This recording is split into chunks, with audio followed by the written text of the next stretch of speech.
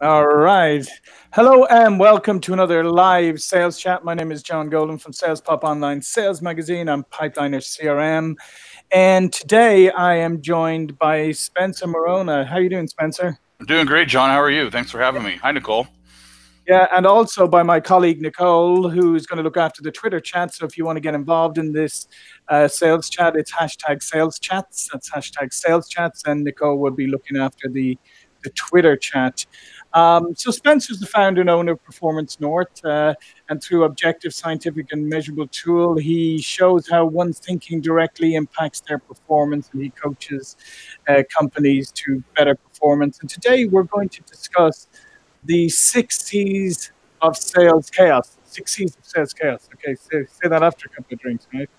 Uh, Yeah. so Spencer, let's just bottom line this for a minute. What do you mean by sales chaos to start with, and then we'll get into the 6 C's.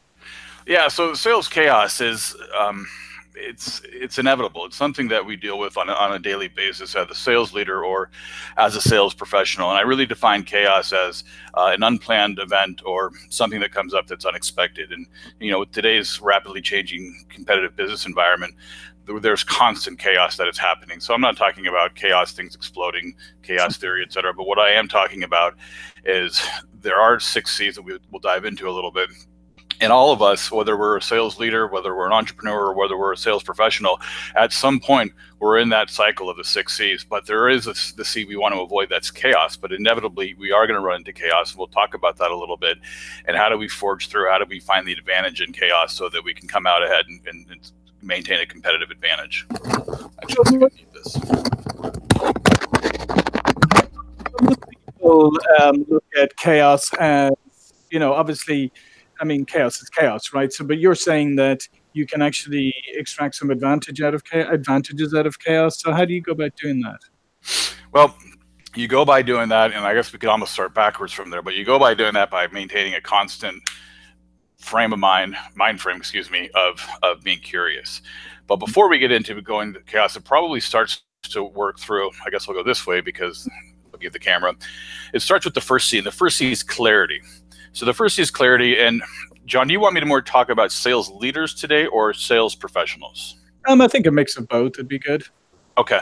So as I think of clarity, when we're looking at clarity from a sales leader and a sales individual contributor, but they have a clear idea on their roles and responsibility. They're aligned with their understanding on where the team needs to go, what the goals and objectives are.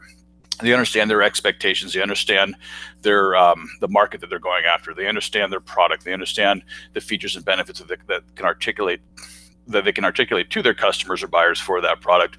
They also understand, it's the vision. They understand who their competitors are, what are the strengths and weaknesses of each competitor, and they understand really what their why is. And that's a critical component to avoiding chaos at the end of the day. It's why am I actually in this role? Why am I a sales leader? What is it bigger than me? Is obviously there's no I in team, but there is an M and an E in team that I always like to say. And the M and the E are the individuals, the team members that make up that team. So it starts with clarity. Within that why, it's really the self-awareness, which this then leads us into competence. So from clarity, we go into competence. And this is a pretty important part, especially if you have a younger sales team, or if you're a new sales manager, for example, a new sales leader. It's understanding that what are the skills that I need to grow, to develop. We obviously want to have the right team members. And I always like to say that we want to hire for character, train for skill, Right. coach for performance, and then measure success. Too often, John, and I'd love to hear your opinion on this as well as Nicole, is how often do we see an individual contributor who's done really well as a sales professional get thrust into the sales manager or sales leader role, but there's no training that goes along with that. Have you ran into that? I think that's the norm, quite frankly. I think that it's the norm in most organizations, or if you look at the career path of most sales leaders, that's how they were top performers and they went into management. And some of them do very well because they're just naturally people who figure out what they need to do. But a lot of them struggle because we do that, but we never train them. We just sort of say, yeah, well, hey, Spencer, you were great. Now just lead this team and make them all just like you. Right. No, absolutely. And, just because someone was a high producer, a high performer, and I want to reiterate what you said, but exactly, it does not mean they're going to be the best sales leader, sales manager. Now, maybe they have the potential to get there, but there's a gap. There's a serious gap in the sales industry today with bridging that gap and training that manager, training that leader to even understand the difference between leading and managing. Leading is something we want to do in public. Managing and coaching is something that we want to do in private. It's a safer environment. So with competence, but it's also understanding who are my key team members. Do I have the right team members on board? Not only that, do I have the right personalities going after the right market? Is this a blue collar personality? Do they want to go after more blue collar? Is this a white collar personality? Do I want to match them? And the same thing I know this is the hashtag Me Too era, but as a sales leader, you need to be very smart with where you're placing women and men in the field in order to make sure that they're successful, but to make sure that the clients will adapt to their needs. Unfortunately, we still live in a world today where it can be very male driven, and it's a shame. And we're moving away from that. But at times, it's unfair for a male or an individual to be selling to a certain client that they may not have the most success just because there's bias and stereotypes that still are out there today. So once we've developed those competencies, now we get into the good place. This is the third C. So we've started with clarity. We've gone into competence. Now we get into confidence. Confidence is a really great place to be. It's where we're running fast. It's where we have the team members operating, at 90%, because there's always going to be 10% chaos or turnover that is happening, but they're operating at a 90% productivity level, hopefully over to 100% and exceeding those goals. But they're understanding the little things, not just on how to sell and how to close, but in today's day and age with neuroscience, and you've done a great job with interviewing experts on SalesPOP with understanding the neuroscience behind it, selling to a buyer's emotional states, understanding the buying decision-making process and adapting to that, going after their market share, being innovative, really operating at a very high level and making sure that they're not then going into the fourth C, which is complacency. And we see complacency all across the board, whether it is someone who's brand new into sales and they're overwhelmed because they're not getting the right training or coaching, or someone who's a very high level producer who has it all figured out. Right. And that is really a challenge, especially if you're a sales leader or a sales manager and you have some of your sales force who's been there for quite some time and you're younger than them. And all of a sudden you're coming in to manage them and you're trying to coach them, and they've been there and they've done that. And they're operating at about 70% productivity level. They're not setting the best example for younger sales professionals.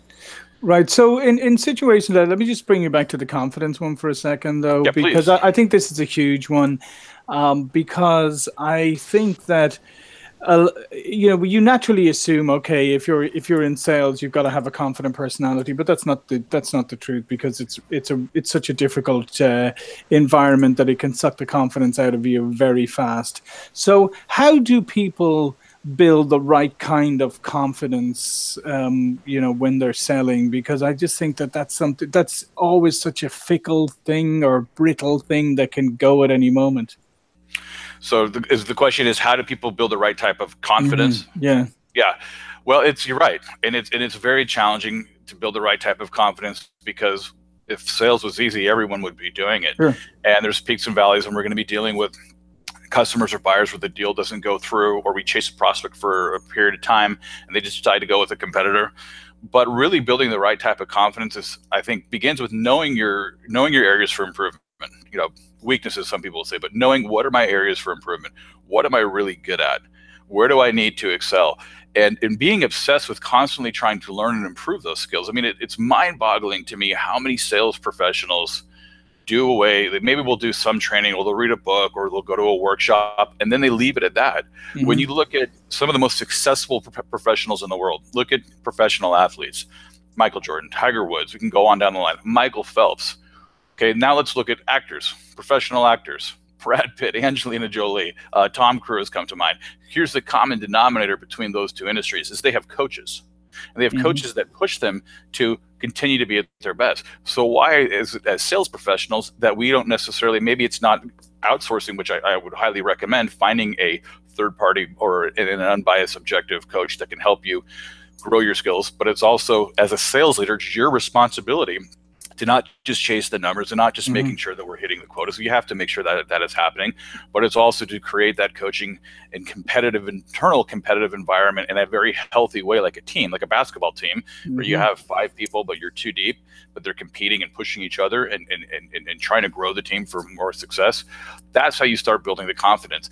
Yeah, but and just one point on that, it's quite amazing, I think, that, you know, whether you're a sales leader or a salesperson, it doesn't matter. It's to your point, I think it's amazing sometimes how little we invest in ourselves, right? And, you know, if you're a salesperson and you want to earn a lot of money or whatever it is that motivates you or drives you, you should ask yourself, okay, what are your hobbies? Maybe you play golf, maybe you do something. How much time do you practice your golf swing as opposed to how much time do you practice your sales skills, right? And I guarantee you're going to find a serious imbalance.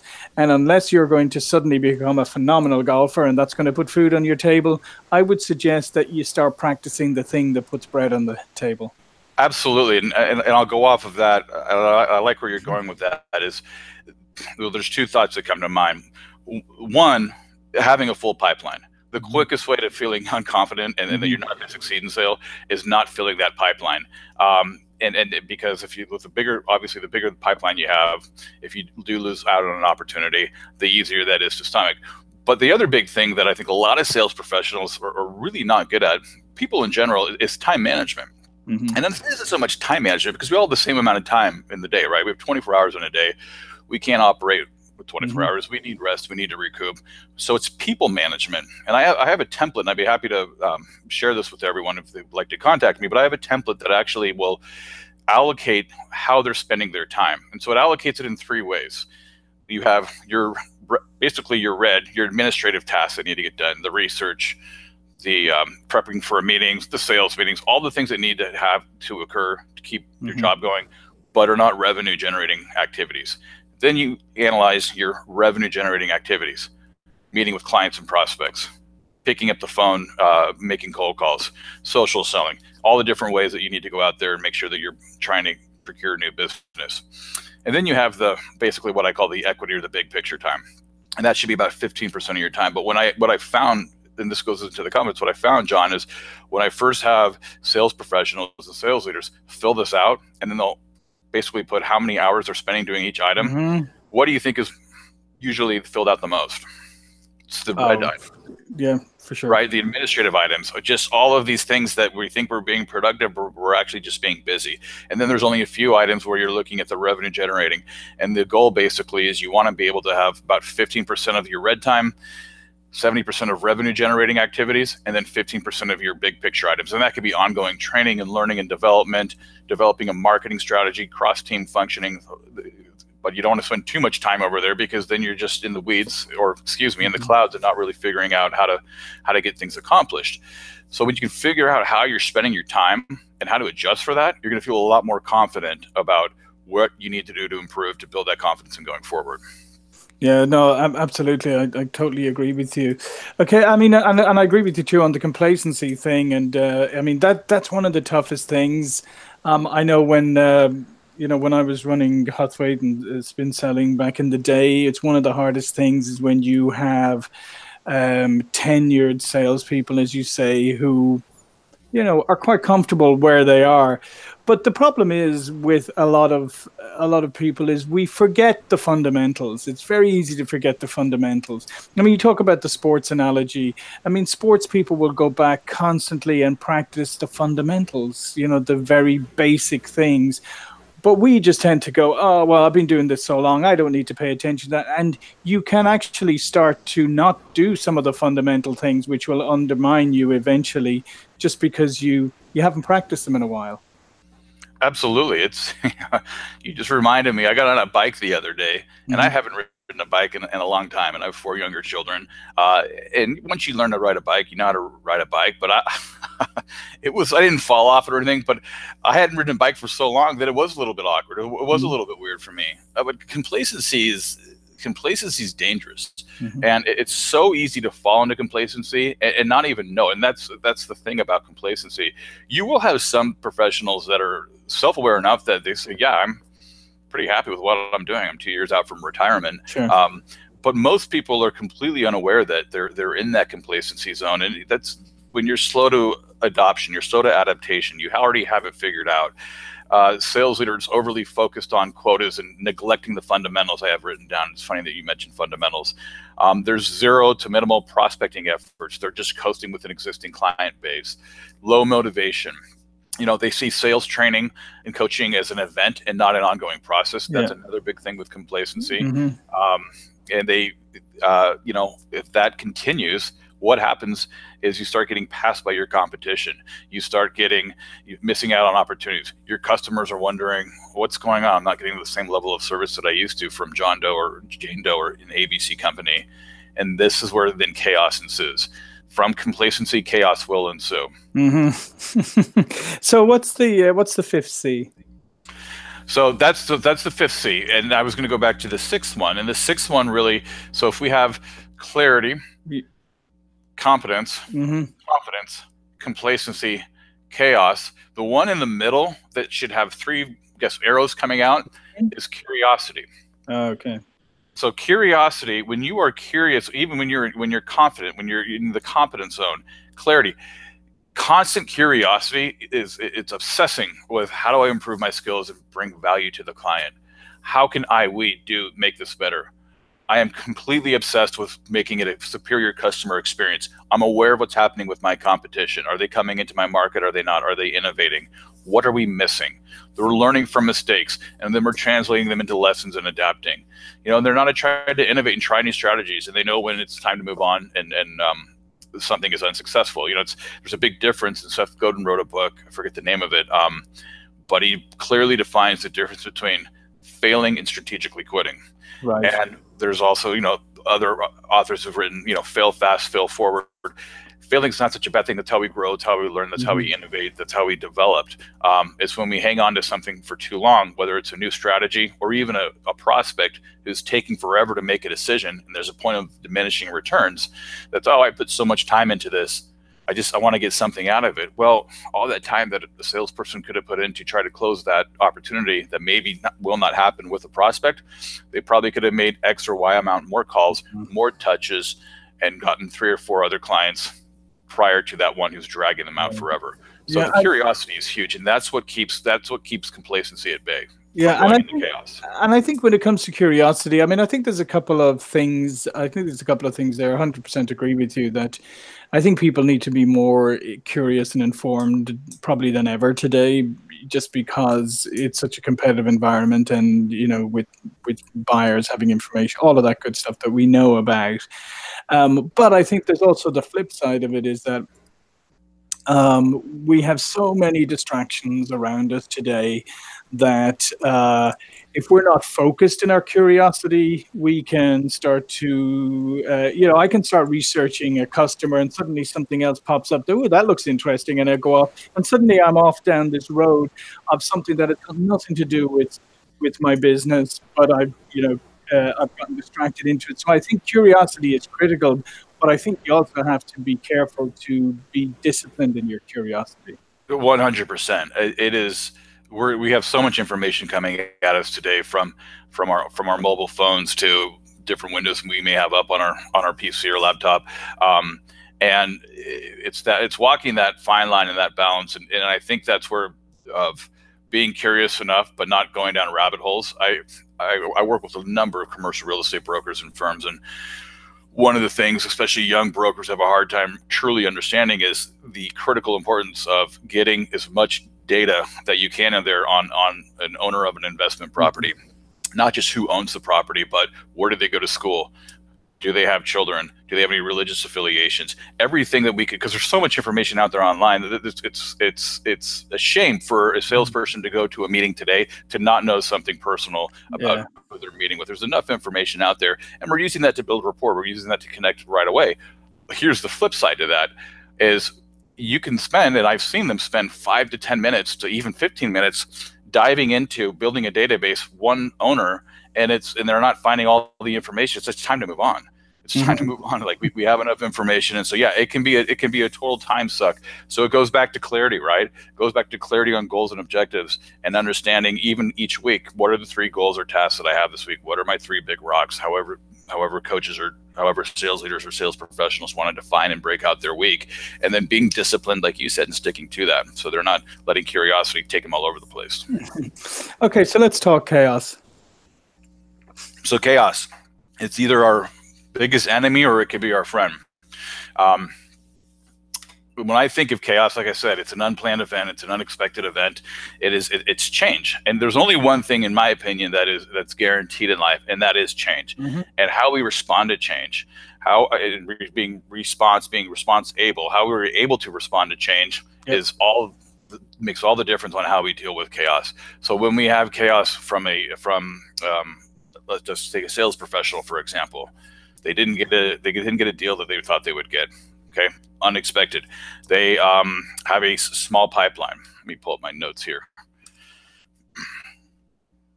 A new competitor comes into the market. There's been a pricing change with their product. Right. So there's a lack of transparency and accountability from the sales leader to the sales professional. There's unpredictable forecasting. They're unable to adapt to new methodologies, the internal communication challenges, not only from maybe the executive team to the sales leader, but the sales leader then not being aligned and having the same objectives articulated to the sales force. There's nothing worse that a sales leader can do when he sits down with his sales team, or she, sits down with their sales team and says, yeah, so here's where we're going with this new objective. And I know this sucks because this came from the top, but just deal with me. I mean, talk about creating a problem. Have you ever, John, you've trained thousands of professionals. Have you ever dealt with people like that? Well, I think it was when you went back to your first one, clarity. I think that's one of the biggest failings of a lot of organizations, is that the strategy and objectives of the organization are not communicated all the way down throughout the organization, and to be honest, particularly to the sales team. And if you think about it, who is the first interface to the market, right? It's your salespeople. Who are you relying to articulate the vision of the company or the product or the service? It's the salespeople. So if you have this situation where you have objectives or a direction or whatever developed at a senior level, and it's not distilled down properly to the sales organization, you probably have conflicting messages. Totally, and that is not productive at all. And when you have conflicting messages, fire drills pop up, and fire drills are the worst. You have fire drills pop up. You have people that are misaligned. I mean, as I said earlier, there is no I in team, but there is an M and an E. There are individuals that make up that team, and the organizations today, whether it's a sales organization or a non-sales organization, the ones that are siloed are the ones that are going to be left behind, in my opinion. They're the ones that are going to become obsolete. It's the ones that are interconnected, on the same page, understanding where the objectives and goals are, the clarity part of the C, that are able to, when chaos comes up, when an unexpected event or something that changes, are able to find the advantage in that and push through, adapt, and move on. No, absolutely, and I think that's and you're completely correct in the terms of, I mean, change and variables are at play all of the time. So it's really down to how you react to them, right? Absolutely.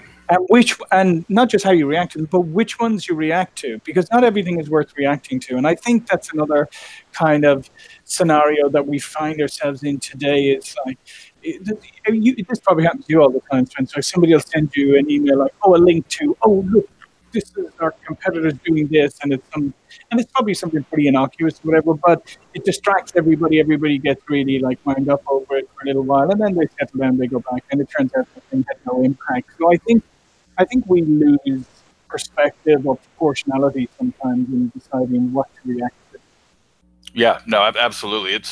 There's also that balance of being proactive and reactive, right?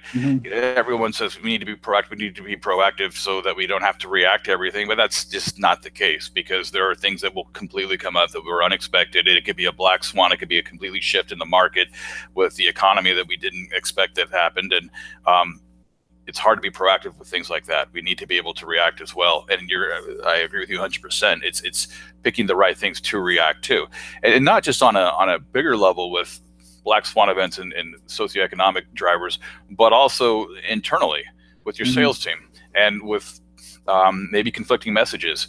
Is this something that I really need to address right now, or is this someone just having this person just having a bad day, and we'll let it go, and I'm not going to make a mountain out of a molehill. So being reactive and selecting on what makes the most sense is important instead of reacting to everything. If we're reacting to everything, we're going to get nothing accomplished. Excellent. All right, seeing as we're bumping up against the end of the time, Spencer, what we always like to do on these live chats is ask you personally, Spencer, what do you do to set yourself up for success every day? What's the one tip you could give people? Well, the one thing that I do every day to set myself up for success is I actually have a book that I'm a big fan of. I don't know if you're familiar with the author Ryan Holiday. Are you, John? No, I'm not. So, Ryan Holiday, actually, I guess go off a little bit off of this. He wrote a book called The Obstacle is the Way, Ego is the Enemy. He's a big thought leader with Stoicism. But one of the books that he's written, and there's 365 daily wisdom tips and meditations, one for each day, about basically success, perseverance, resilience. And so I read that, and that's Ryan Holiday, daily tips, 366 daily tips and meditations. I can't remember the exact name because I'm not worried about the cover of the book. I'm worried about what's inside of it. Yeah. But each day when I read that, and they'll have a quote from Marcus Aurelius or Seneca or one of the famous Stoics, and then he'll give a little passage on it, and I try to implement that into my day. There's a different theme each day, so I'm not trying to soak it all up at all the contents, but that's how I like to try and start my day, and then really benchmark myself on everything that I'm doing off of that. Ah, that's fantastic. It's good. And I think it's so important for people to have something that kickstarts your day. For sure. And recently I was saying, I was talking to somebody who was saying, it shouldn't, if you have an important day ahead of you where you need to be successful, you probably should not check your social media and switch off the news, because neither one of those are probably going to put you in the best frame of mind. So you're better off getting a book like Spencer does than checking the news, and then because there's going to be somebody on the news or something on the news that's going to irritate you, regardless of what side of the political spectrum you tend to be on, and that's not a good way to start the day. No, it's a terrible way. I'm curious, John, what do you do? What do I do? I sit before I start my day, and I go through what I want to achieve today. What is the most important things, and I reprioritize every day, to be honest. Yeah. Because I think that's another thing. I think people often, they'll have their priorities and then they'll stick to them for a while, but priorities change. So I always check and reprioritize, what's most important for me to achieve. And then, to be honest, I just spend a few moments getting my workspace set up and getting myself comfortable for the day. Yeah. Perfect. Yeah. Well, I appreciate you sharing that. Thanks for having me on. Yeah, listen, Spencer, this has been great. Before you go, just quickly tell people how they can learn more about you. Sure. You can go to, the company name is Performance North, and you can go to performnorth.com. That's one word, performnorth.com. And you'll see that I specialize in sales training and coaching, as well as leadership development and coaching. I primarily work with, I would say not primarily, but probably 70% with commercial real estate firms and brokers, but I'm working with nonprofits. I'm working with technology firms, high-performing sales organizations. So any questions that you have, please feel free to reach out, and I'd be happy to see if I can help. And one other thing I do, Spencer, sometimes is I look through my little book of Oscar Wilde quotes. Yes. Where it says, only dull people are brilliant at breakfast. So sometimes I just look through when I want to get a quick giggle. I just find an Oscar Wilde quote that sets me up for the day. That's why so many people want to have breakfast with me. That makes sense. All right. Listen, thanks a lot. Again, my name is John Golden, SalesPOP Online Sales Magazine, Pipeline of CRM. This has been the Sales Chat. Thank you, Nicole, for running the Twitter chat. And thank you, Spencer, for making time to join us this morning and sharing your success with us. Yeah, thanks for having me on. I love these. Keep them coming. You guys are doing great. Thanks, John. All right. Thank you.